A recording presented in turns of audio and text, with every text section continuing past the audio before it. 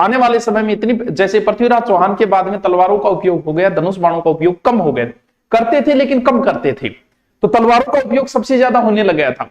और तलवार का उपयोग तो इतना ज्यादा होने लग गया था आने वाले समय के अंदर कि तलवार साथ में रखने लग गए थे। नई नई प्रकार की तलवारें साथ में रखना, यानी दैनिक दिनचर्या का हिस्सा बन चुकी थी तलवारें।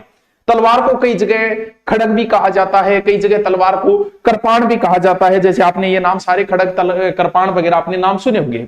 अब तलवार अलग अलग साइज के अंदर कोई फिक्स नहीं हुआ करती थी कि किस प्रकार की साइज, वो तो योद्धा की हाइट के अनुसार ये चीजें सेट होती है।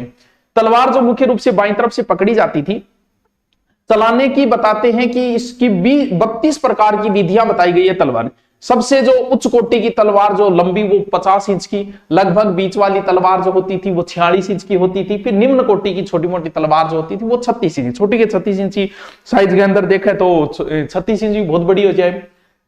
कौटिल्य जो है चाणक्य ने 3 प्रकार की तलवारों का उल्लेख किया है। सबसे पहली तलवार है जिसका अग्रभाग वक्र होता है, निस्त्रिंग कहा जाता है। यह तलवार युद्धों में सबसे ज्यादा उपयोग, वक्र का अर्थ होता है जिस तलवार का आगे का भाग मुड़ा हुआ होता है। युद्धों में सबसे ज्यादा उपयोग इसी तलवार का होता था क्योंकि ये घाव बहुत ज्यादा देती थी।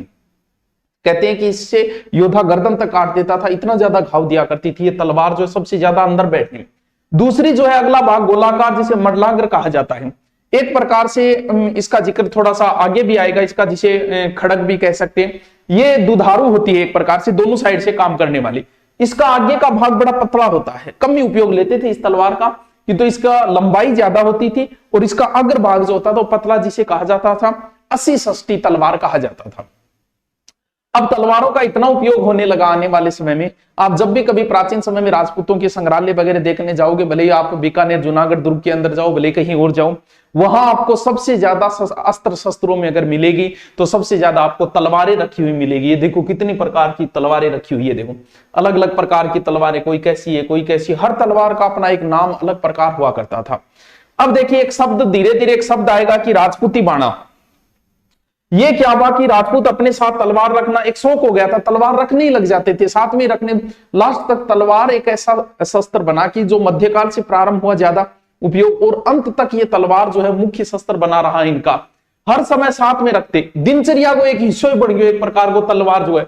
और कहां की तलवारें प्रसिद्ध हुआ करती थी? सिरोही की तलवारें, क्योंकि कहते हैं कि जो सिरोही की तलवारें हैं ये धार और मजबूती दोनों में फेमस थी।